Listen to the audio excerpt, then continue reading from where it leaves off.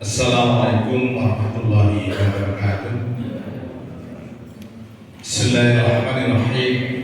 Alhamdulillahirabbil alamin wa bihi nasta'inu ala umuri dunya waddin wa ala alihi washabbihi ajma'in. Amma ba'du. Para bapak, ibu serta adik sekalian jamaah syukur yang dirahmati Allah. Alhamdulillah, mari kita senantiasa bersyukur kehadirat Allah Subhanahu wa taala atas segala limpahan rahmat, nikmat dan hidayah yang telah berikan kepada kita semua. Sehingga pada kesempatan kali ini kita bisa menjalankan salat subuh berjamaah di Masjid Baitul Muslimin atau Sari Kerajaan ini. Salam serta salam semoga tentu terlimpahkan pada junjungan kita Nabi Muhammad SAW yang besok akan kita harapan syafaatnya di yaumul kiamat. Para bapak, ibu jamaah subuh yang dirahmati Allah, kajian subuh pada pagi hari ini akan disampaikan oleh Ustaz Mufti Afif. Namun seperti biasa, sejenak kita tunggu karena beliau masih sholat berjamaah bersama keluarganya. Oleh karenanya kami mohon bersabar kepada jamaah sekalian untuk menunggunya. Namun tidak ada salahnya, mari kita mulai saja kajian subuh pada pagi hari ini dengan baca Bismillah. Bismillahirrahmanirrahim. Dari kami sekian, billahi taufiq wal hidayah. Assalamualaikum warahmatullahi wabarakatuh.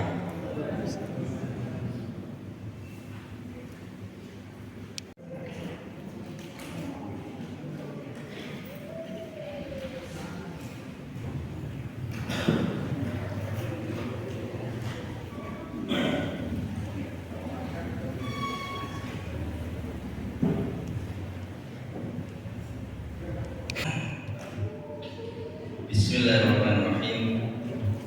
Assalamualaikum warahmatullahi wabarakatuh. Alhamdulillah, nahmaduhu wa nasta'inu wa nastaghfiruh wa na'udzu billahi min syururi anfusina wa min sayyiati a'malina. May yahdihillahu fala mudilla lahu wa may yudlil fala hadiya lahu. Asyhadu an la ilaha illallah wahdahu la syarika lah wa asyhadu anna Muhammadan abduhu wa rasuluh la nabiyya ba'dahu. Allahumma shalli ala Muhammad wa ala ali Muhammad kama shallaita ala Ibrahim wa ala ali Ibrahim wa barik ala Muhammad wa ala ali Muhammad kama barakta ala Ibrahim wa ala ali Ibrahim innaka Hamidum Majid. Para hadirin hadirat jamaah salat subuh yang dirahmati Allah. Alhamdulillah, segala puji bagi Allah Tuhan semesta alam yang telah banyak memberikan kita nikmat, khususnya nikmat iman dan Islam, sehingga kita bisa melaksanakan ibadah yang Allah fardukan, yang Allah wajibkan bagi kita, yaitu salat subuh. Dan alhamdulillah bisa dilaksanakan berjamaah. Mudah-mudahan apa yang kita niatkan dari rumah menuju tempat yang mulia ini dicatat oleh Allah sebagai amal soleh, sebagai tambahan kita menghadap hadiratnya. Mudah-mudahan istiqomah dan kita semuanya husnul khotimah. Amin. Salawat dan salam senantiasa kita sanjungkan kepada Nabi kita Muhammad sallallahu alaihi wasallam. Karena dengan salawat tersebut merupakan wujud cinta kita kepada beliau, dan kelak dengan salawat itu akan menjadi syafaat bagi kita semua di hari kiamat. Mudah-mudahan kita termasuk umat beliau yang mendapat syafaatnya. Amin ya rabbal alamin. Pada kesempatan kali ini kita akan mengulas tentang doa, yang mana doa juga merupakan bagian dari ibadah seorang hamba Allah, umat mukmin, umat muslim. Berdoa kepada Allah ini merupakan ibadah. Maka jangan sampai orang mukmin Islam itu meninggalkan doa karena mendahulukan ikhtiar. berikhtiar harus, tapi doa juga harus. Setelah kita kemarin membahas tentang bab halaf atau yang disebut dengan sumpah, mudah-mudahan bab sumpah tidak ada pertanyaan karena sudah mudah dipahami. Begitu juga kafar ataupun denda bagi orang yang bersumpah. Baik, tentang doa di dalam Islam ini kedudukannya juga tinggi. Dalam ajaran Islam, doa memberikan tingkat yang tinggi dalam beribadah. Karena orang berislam, beriman, kalau sudah melakukan doa, ini berarti sudah menggantungkan urusannya kepada Allah. Juga termasuk memohon, meminta ini kepada Allah, tidak meminta kepada yang lain. Berarti sudah mentauhidkan atau mengisahkan Allah. Terlebih kalau dia juga ada ikhtiar. Ikhtiar itu berarti mengerahkan pikiran, tenaga, bersungguh-sungguh untuk memperoleh apa yang dia cita-citakan. Jadi di samping berdoa juga ada usaha. Nah, ini ada paduan kedua. Tidak boleh dipilih salah satu. Mungkin hanya berdoa saja atau ikhtiarnya saja. Tidak boleh. Kenapa? Karena kalau hanya berusaha tanpa ada doa, hasilnya kalau nanti bisa dicapai, ini akan menjadi orang yang sombong. Sebaliknya, kalau dia hanya berdoa saja dan cita-citanya itu diperoleh karena doanya saja, ini nanti akan menjadi orang yang tidak pernah berusaha. Tapi insya Allah Allah tidak akan memberikan kalau hanya doanya saja. Kenapa? Karena nanti hidupnya tidak akan berusaha. Kalau doanya tidak diberi, ini akan menyalahkan Allah. Nah, ini merupakan sesuatu yang harus dipadukan. Bagaimana berdoa? Di sini tentu ada niat. Dalam berdoa harus ada niat. Tentang doa ini memang diwajibkan, di mana Allah berfirman, "Idza sa'alaka 'ibadi 'anni fa inni qarib." Apabila bertanya seorang hambaku tentangku atau bertanya kepadaku, meminta kepadaku, katakan padanya, sesungguhnya aku, yaitu Allah, sangatlah dekat. Artinya berdoa itu cukup di dalam hati, Allah Maha dengar, Allah Maha tahu. Bersuara lirih, Allah juga tahu karena Allah dekat. Bersuara keras, nah ini yang dilarang. Ada yang menyebut makruh. Kenapa? Karena Allah Maha mendengar, Allah Maha tahu. Ini qarib. Uji buddha. Apa nih? Ada yang uji buddha pada dai tidak da'ani. Saya, yaitu Allah, aku menjawab doa hambaku apabila mereka memohon. Jadi firman Allah itu juga jelas bahwasanya Allah akan mengabulkan semua permintaan hambanya. Kalau yastajibu li wal yu'minu, maka hendaklah hambaku ini memohon kepadaku wal yu'minu, dan beriman, yakin bahwasanya doa yang disampaikan, doa yang diucapkan itu yakin diterima sama Allah. Jadi adab dari berdoa itu harus ada keyakinan. Jangan sampai orang yang berdoa itu ragu dengan apa yang diucapkan. Contoh, memohon kepada Allah, minta kesuksesan, tapi kemudian ragu, apakah doa saya tadi diterima ya sama Allah?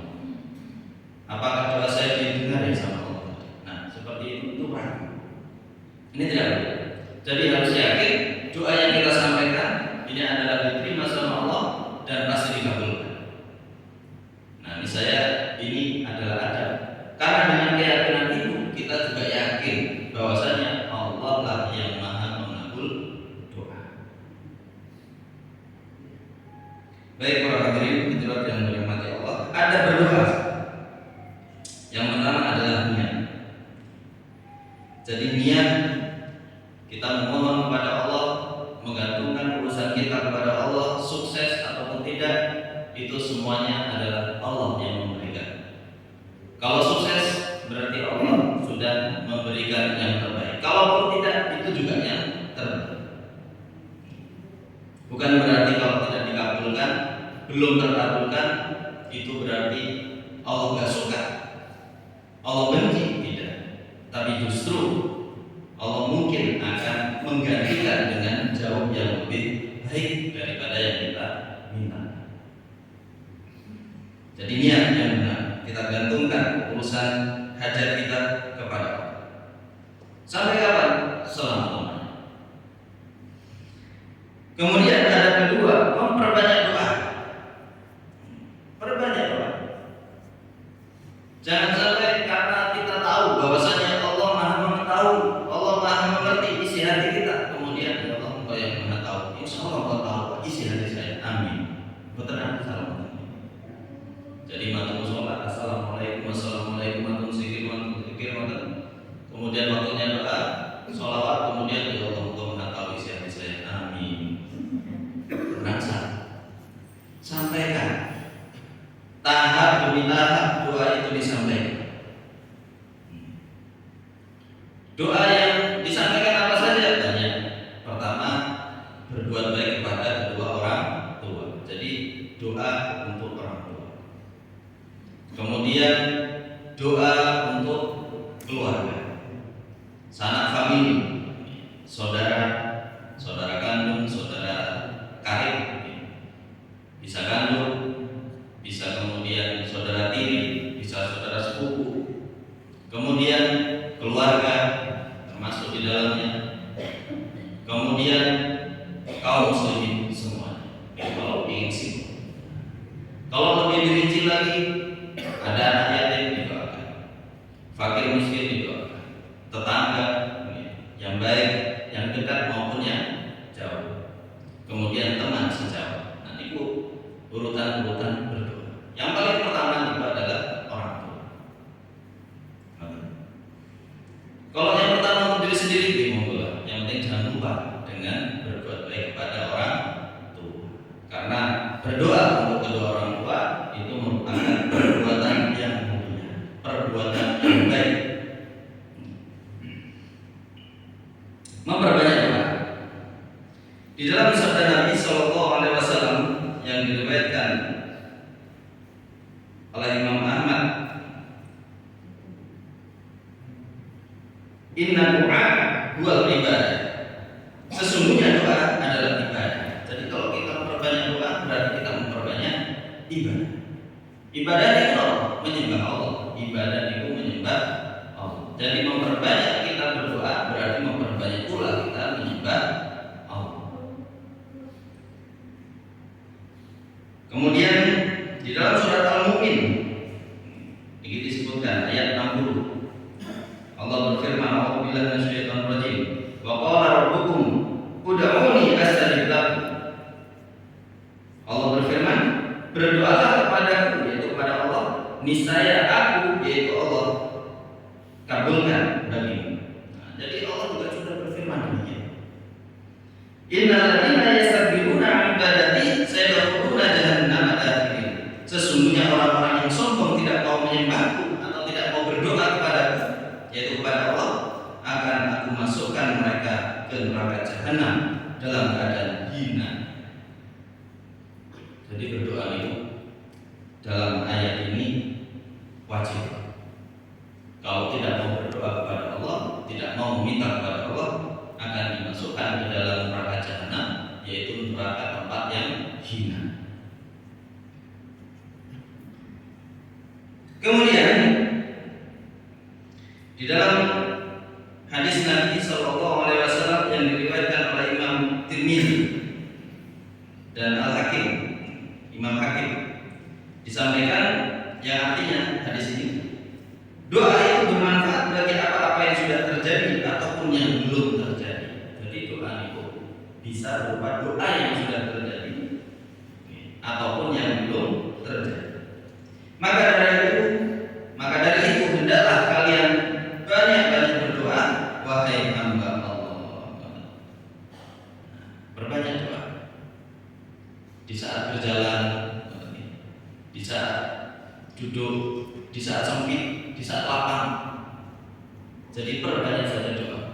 Empun sampai berpikir apakah nanti diterima, tidak usah seperti itu.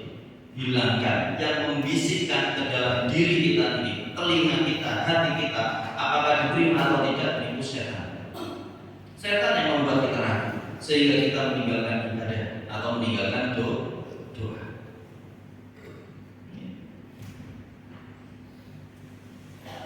Kemudian di dalam hadis Nabi juga disampaikan, ini diriwayatkan oleh Imam Ahmad, Imam Tirmizi, yang dihasankan hadis ini. Beliau bersabda, "Laisa syai'un akrama 'ala Allah Ta'ala min ad-du'a." Tidak ada yang paling mulia di sisi Allah daripada doa. Jadi doa itu di sisi Allah sangat mulia. Maka para hadirin hadirat, berbanyak doa. Napa mawon yang ingin dihajatkan oleh diri kita, kita sampaikan. Dari hal yang kecil maupun hal yang besar. Dan tidak sampai tanggung-tanggung doanya, sedetail mungkin. Seperti Allah mengajarkan doa, Rabbana atina fid dunya hasanah wa fil akhirati hasanah wa qina adzabannar. Doa ini sangat detail sekali. Rabbana atina fid dunya hasanah, ya Allah berikanlah kepada kami kebaikan di dunia. Wa fil akhirati hasanah, dan kebaikan di akhirat. Itu sebenarnya sudah cukup. Diberikan kebaikan di dunia itu sangat bagus doanya karena meliputi semuanya. Dan berikan kebaikan kami di akhirat, itu juga sudah bagus. Tapi masih ditambahi, wa qina adzabannar, dan jauhilah atau jauhkanlah kami dari siksa api neraka. Padahal meminta kebaikan di akhirat itu sudah berarti jauh dari siksa api neraka. Tapi masih saja dikasih doa yang benar supaya dijauhkan dari siksa api neraka. Maka kita juga harus berdoanya juga detail, yang lebih jelas. Nah, niku bentuk ibadah. Allah mengajarkan demikian, maka kita juga harus mengikuti sebagaimana Allah ajarkan. Kemudian meminta kepada Allah dengan menengadahkan bagian dalam telapak tangan, menengadahkan, jadi diangkat. Kalau dalam suatu riwayat Rasulullah menengadahkan tangan sampai kelihatan mulut ya, dan itu berarti tinggi. Ada yang di riwayat yang lain sebahu. Namun berbeda pilih yang mana. Mungkin waktu ini khusyuk banget, meminta sangat, itu diangkat tinggi-tinggi. Tapi kalau pas sedang ya sebiasa, umpama. Monggo bebas. Nah ini sunnah.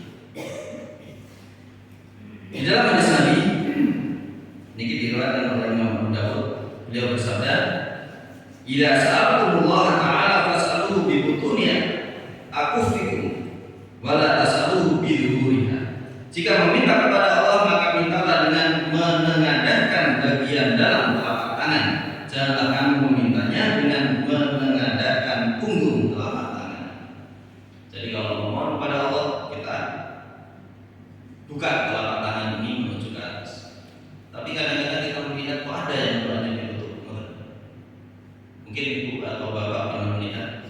Nah itu biasanya kalau doa ini berupa azab, mengutuk, itu ditutup. Allah kami juga belum tahu dari mana itu, tapi ada yang demikian. Tapi kalau kita berdoa yang kebaikan, dibuka saja.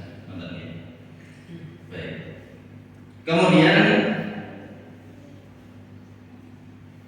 di dalam riwayat yang lain beliau bersabda, apabila berdoa beliau mengarahkan bagian dalam telapak ini dari sahabat menyampaikan, apabila Rasulullah SAW berdoa beliau mengarahkan bagian dalam telapak tangannya ke wajah. Ke wajah ini berarti mendekat. Baik. Ini adab daripada berdoa. Di dalam riwayat yang lain juga disampaikan, niki yang bulu ketiak beliau itu sampai kelihatan. Beliau bersabda, tidaklah seorang hamba mengangkat kedua tangannya hingga tampak ketiak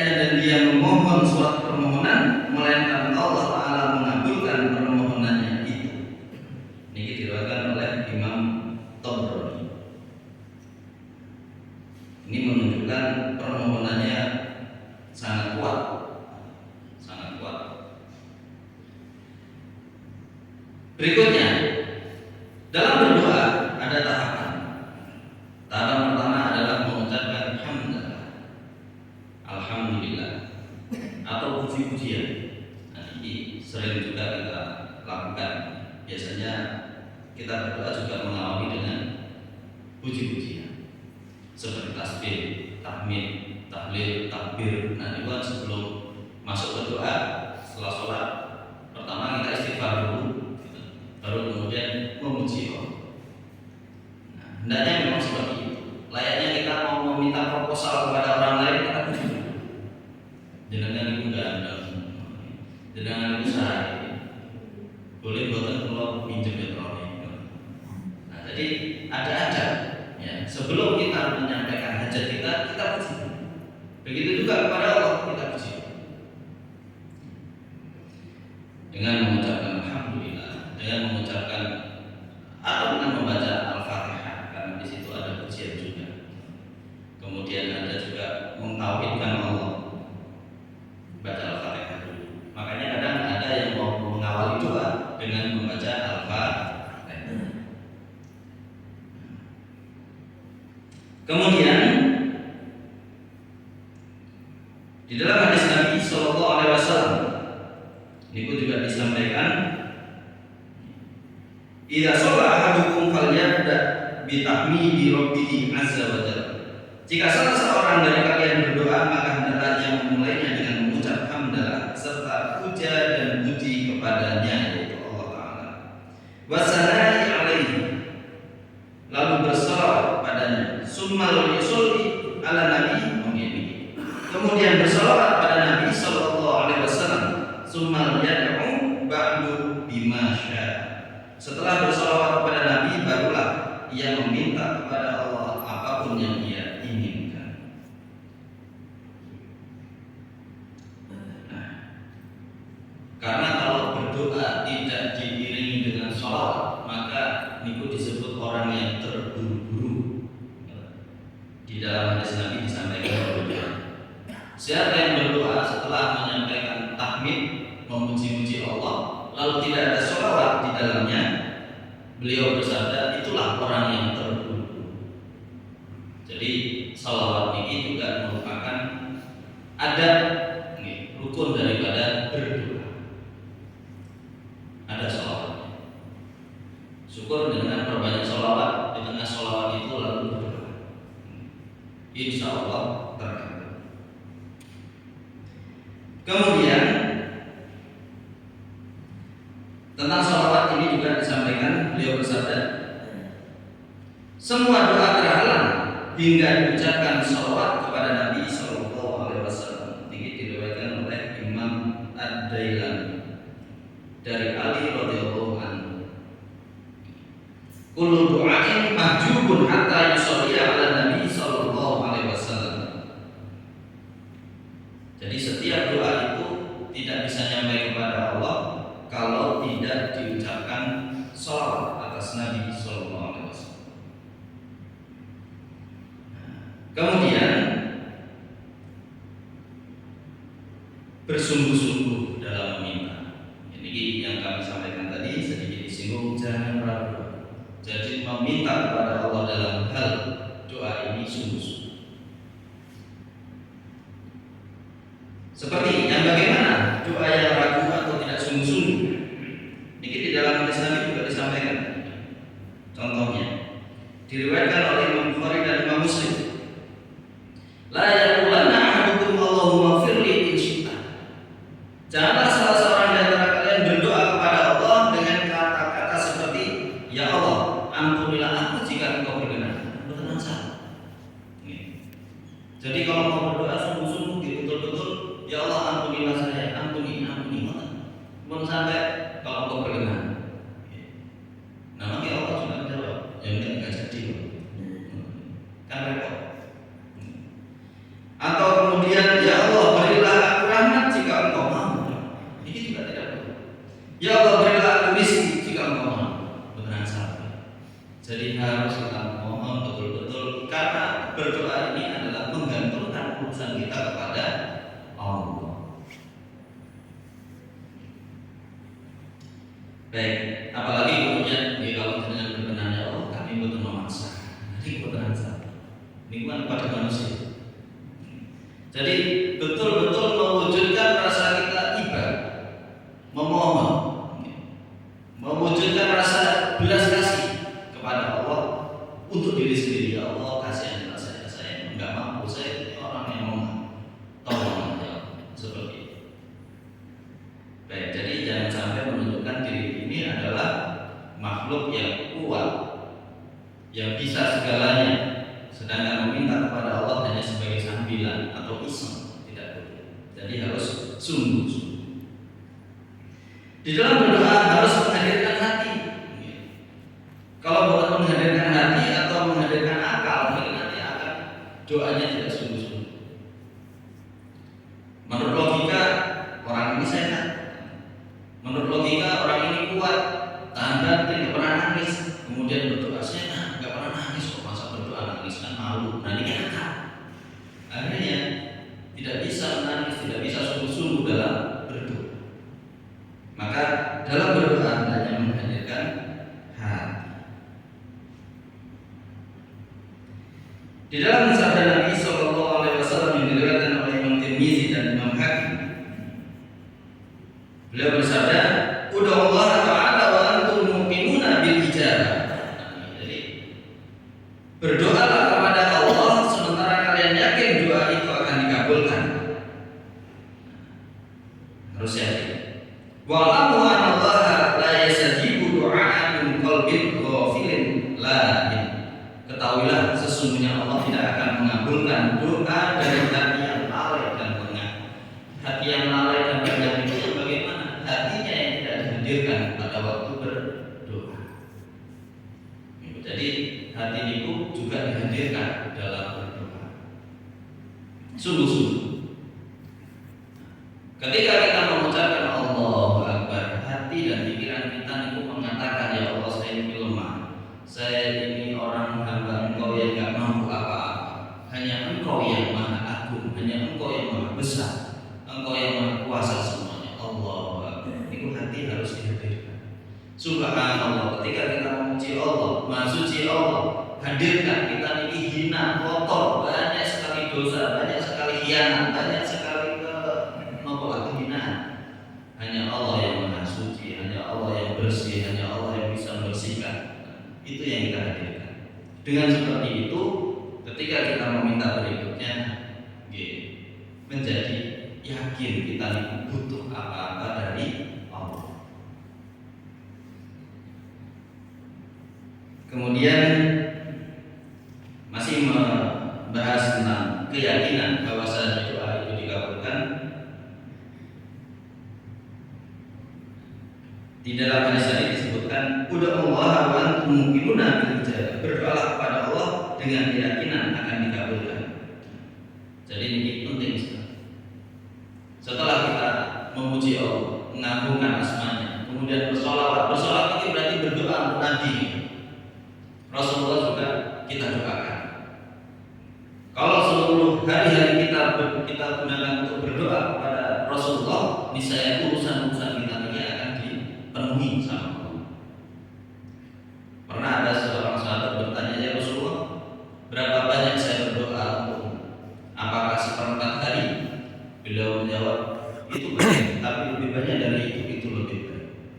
Kalau setengah hari gimana ya Rasulullah? Itu baik bagi. Tapi kalau lebih banyak dari itu lebih baik. Kemudian kalau 2/3 hari, Rasulullah menjawabnya terserah, itu juga baik bagi. Tapi lebih banyak dari itu lebih baik. Kalau semua hari itu saya gunakan doa hanya untuk bagaimana Rasulullah, maka Allah akan mencukupi semua urusan. Jadi hadis yang pada waktu itu sahabat Ubaid bertanya kepada beliau. Nah, maka berdoa kepada Nabi Shallallahu Alaihi Wasallam itu melalui sholawat. Nah, doa yang baik itu ketika doa untuk Nabi itu seperti doa setelah azan, karena kita memohonkan kepada Allah supaya Rasulullah mendapatkan wasilah. Wasilah itu tempat tertinggi di surga. Allahumma rabb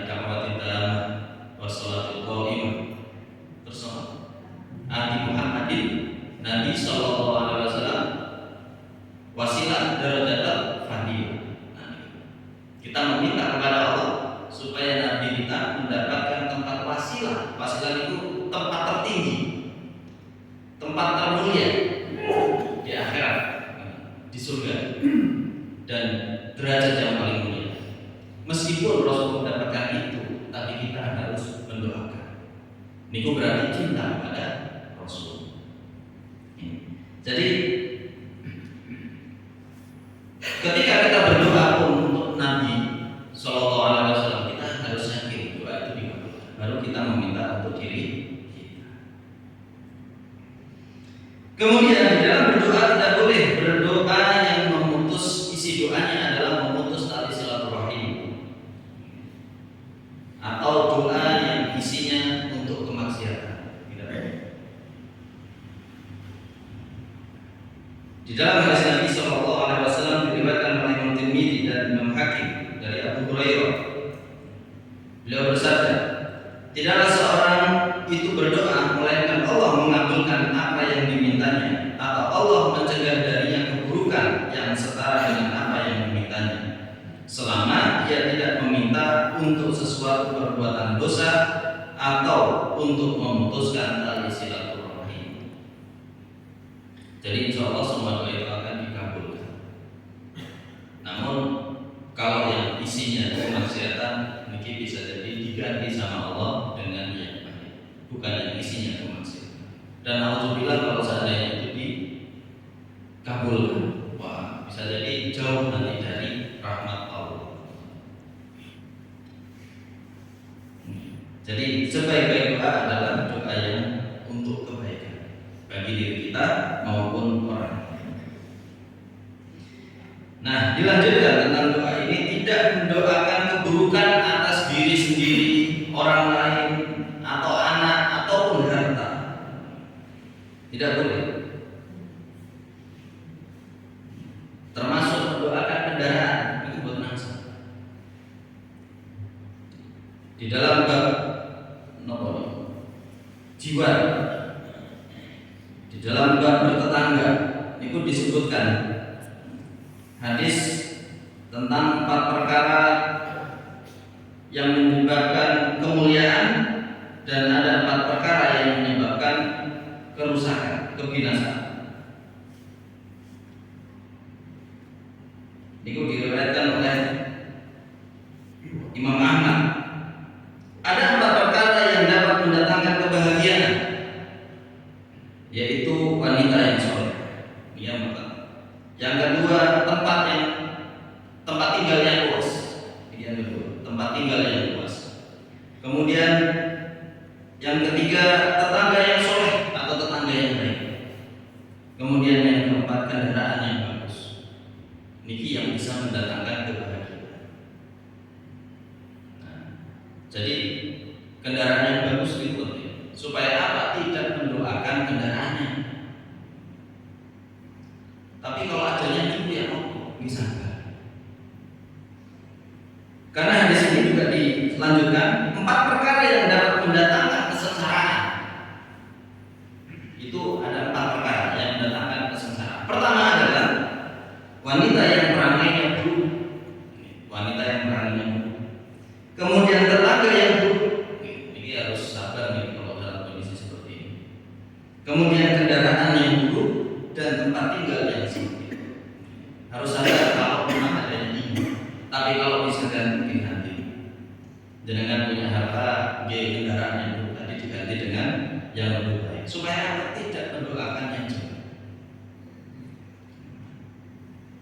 Rumah sempit pun sampai didoakan rumah sempit. Itu adalah pemberian dari Allah. Jadi harus disyukuri. Tadi disampaikan wanita yang perangainya buruk. Kalau adanya itu dan masih bisa bersabar, Nabi Lut, sosok Nabi, tapi memiliki istri yang perangainya buruk. Ayo bersabar. Sebaliknya ada Siti Asia, beliau akhlaknya mulia, beriman pada Allah, suaminya Fir'aun, memiliki suami yang perangainya buruk. Nah, karena bersabar maka dijamin semuanya masuk Baik. Jadi berdoa untuk diri sendiri, untuk orang lain, ataupun untuk harta-harta yang dimilikinya saat itu dengan doa yang baik. Jangan sampai diumpat, jangan sampai dihina, jangan sampai dicela. Kenapa? Karena semua itu adalah pemberian atau karunia dari Allah Ta'ala. Jadi didoakan yang baik. Di dalam hadis Nabi Sallallahu Alaihi Wasallam disebutkan, la tad'u ala anfusikum, janganlah kalian mendoakan keburukan atas diri kamu sendiri. Wala tad'u ala auladikum, dan jangan juga mendoakan yang buruk kepada anak-anak kalian. Wala tad'u ala amwalikum, begitu juga pada harta-harta kalian. La tuwafiqu minallah sa'atan yus'alu fiha aqawun fayastajibu lakum. Jangan sampai doa kalian tersebut bertepatan dengan waktu Allah memberikan apa-apa yang diminta, lalu doa itu dikabulkan. Jadi hadis ini menyampaikan ada waktu di mana Allah tiba-tiba membuka pengabulan doa bagi setiap kita. Bisa jadi pada kali ini si fulan mendapatkan sama Allah dibuka, yang doa apa? Saya kabulkan. Ternyata waktu itu berdoa yang buruk dikabulkan. Alhamdulillah. Maka hendaknya sering-sering ini dilatih pada diri kita masing-masing untuk mendoakan, selalu berdoa yang baik-baik. Karena suatu saat kalau Allah membuka pintu pengabulan doa di waktu-waktu tertentu yang Allah tetapkan, maka Allah terima doa itu dan terkabul. Seperti ini, baik untuk kendaraannya, saat marah karena merasa dihina oleh orang lain, kan itu ditolimi. Kemudian marahnya ke kendaraan. Dasar kendaraan jelek, kendaraan nggak bagus, kendaraan rel, ternyata saat itu karena sudah ditolong orang lain sama Allah dibuka pintu pengabulan doa. Itu betul kendaraannya jadi rel. Nah, seperti itu. Jadi tidak. Jadi semarah-marahnya orang hendaknya apa yang keluar dari tutur kata itu tutur kata yang alhamdulillah kendaraan ini masih bagus meskipun masih susah jalan. Mudah-mudahan tambah bagus, tambah baik, dan itu padahal sudah dizalimi oleh orang lain. Kita ubah perkataan menjadi perkataan yang baik. Karena perkataan itu nisbut doa. Ada yang bilang al-kalam buat doa. Perkataan itu juga merupakan doa. Jadi hati-hati dalam bertutur kata. Para hadirin hadirat yang dirahmati Allah, mungkin ada yang mau didiskusikan terkait dengan doa ini. Ada yang mau disampaikan? Mau?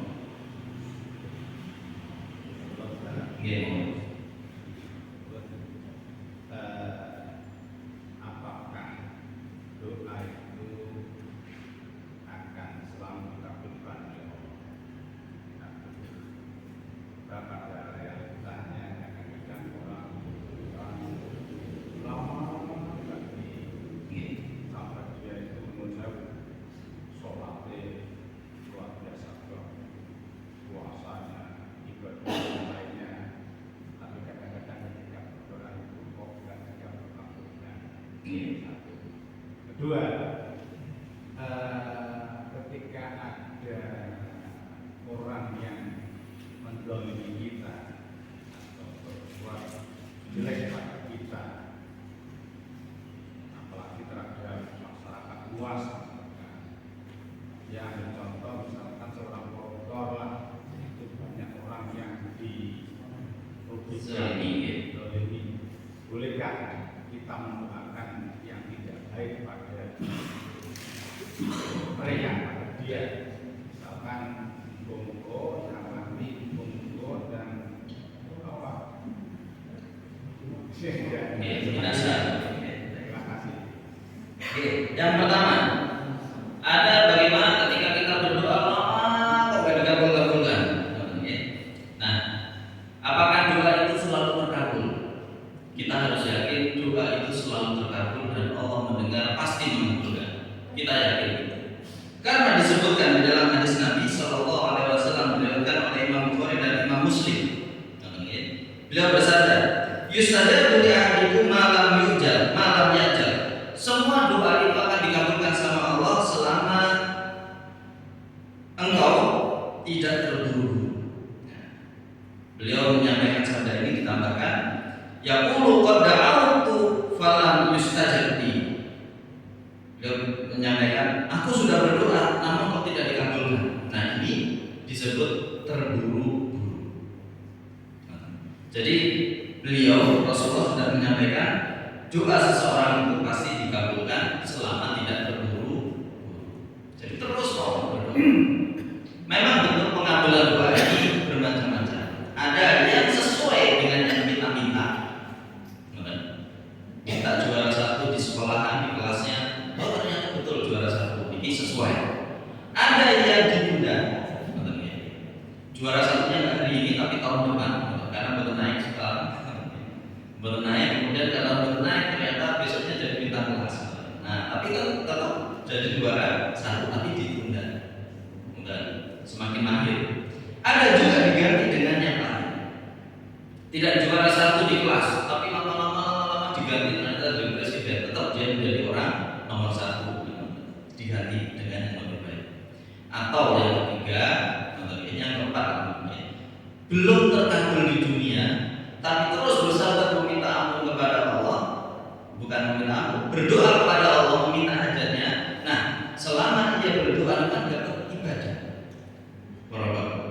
Siapa yang berdoa kepada Allah berarti beribadah sama Allah, diberikan pahala kebaikan, pahala kebaikan, pahala kebaikan. Lama-lama pahala kebaikan itu banyak, tidak disadari tiba-tiba masuk surga. Nah, jadi karena Allah malu belum mengabulkan doanya, sama Allah sudah dikasih banyak pahala. Karena pahala yang banyak itulah mengantarkan seorang ini masuk surga secara tiba-tiba. Betul saja dulu ya Allah, kok masuk surga? Ternyata banyak amal ibadah yang pernah dilakukan, yaitu berupa doa. Kemudian Niko juga disampaikan tentang sebenarnya doa itu akan dikabulkan selama doa itu tidak memutuskan silaturahim atau doa yang isinya perbuatan dosa. Jadi, tapi bagaimana kalau kita mendoakan orang yang menzolimi kita dengan doa yang buruk, kecelakaan lah atau kebinasaan, itu seperti apa? Kan kita dizolimi. Demikian juga doa itu akan dikabulkan sama Allah. Tapi kalau ternyata terkabul, dia rugi kita, kasihan juga. Kenapa? Karena kita kenal dengan orang itu. Duh iya kasihan, itu mesti gara-gara doa saya kan. Jadi baiknya adalah doa supaya doanya berisi tentang kesadaran. Ya Allah, bukakan hatinya, berikan petunjuk, mudah-mudahan sadar. Kalau sadar kan nanti minta maaf. Kalau sadar akan datang kemudian minta maaf, kita juga bisa maafkan, silaturahim juga masih baik. Tapi apakah terkabul? Bisa terkabul karena doa itu isinya kezaliman. Nah, ini yang terutama orang tua pun sampai mudah-mudahan merasa dizalimi oleh anaknya. Kasihan. Karena doa orang tua itu mustajab untuk anak-anak. Anak-anaknya lupa dengan urusan pekerjaan sehingga lupa nggak menengok, lupa nggak ngirim transfer, mendoakan yang dulu. Jangan. Karena biasa anak-anak itu kan ingatnya dengan urusan pribadi dulu. Baru nanti kalau bahagia ingat orang tua biasa. Tapi jangan sampai kemudian mendoakan yang buruk. Doakan yang baik-baik saja. Karena doa orang tua itu pasti dikabul kalau untuk anak-anak. Kemudian menambahkan ya, menjauhi perkara-perkara yang menghalangi terkabulnya doa. Jadi ada sesuatu yang harus dihindari supaya doa-doa itu terkabul. Apa saja? Yaitu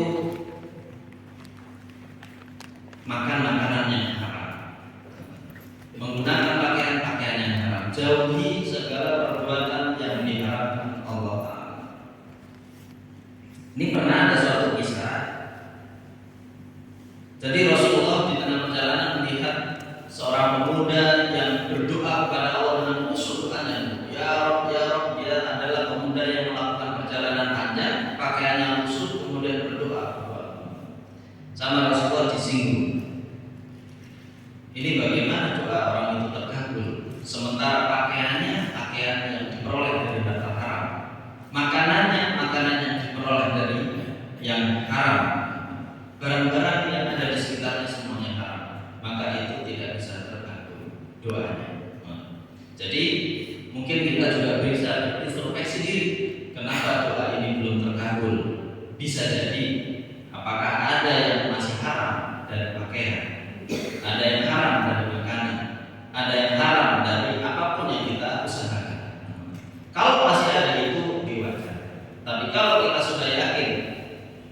tidak ada yang haram, berarti Allah masih akan memberikan yang terbaik. Besoknya. Oke. Para hadirin hadirat yang dirahmati Allah, jadi kami tambahkan sedikit yaitu waktu yang mustajab untuk berdoa yaitu di hari Jumat antara nopo niki khotib duduk di antara dua khutbah. Ini adalah doa yang mustajab. Waktu yang berikutnya dari Jumat adalah setelah asar menjelang maghrib. Setelah asar sampai menjelang maghrib itu adalah waktu-waktu mustajab. Alhamdulillah kita di waktu yang berkenaan dengan Jumat ini, maka nanti perbanyak doa di waktu-waktu tersebut. Kurang lebihnya mohon maaf, wabillahi taufiq wal hidayah. Wassalamualaikum warahmatullahi wabarakatuh. Waalaikumsalam.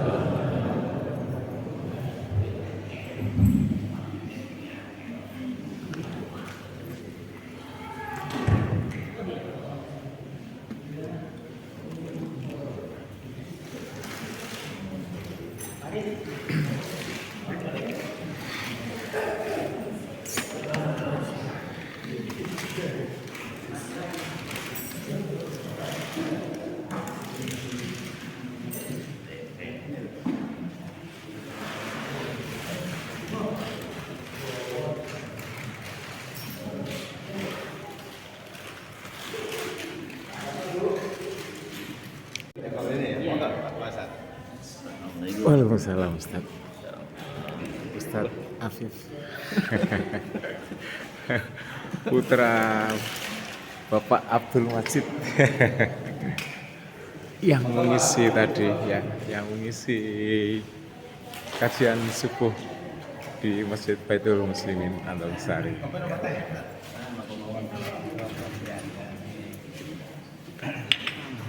Ya, siap. Oke.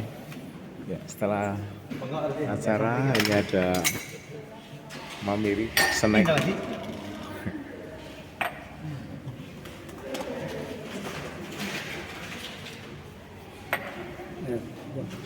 Loh, ayo wangi sih. Boten.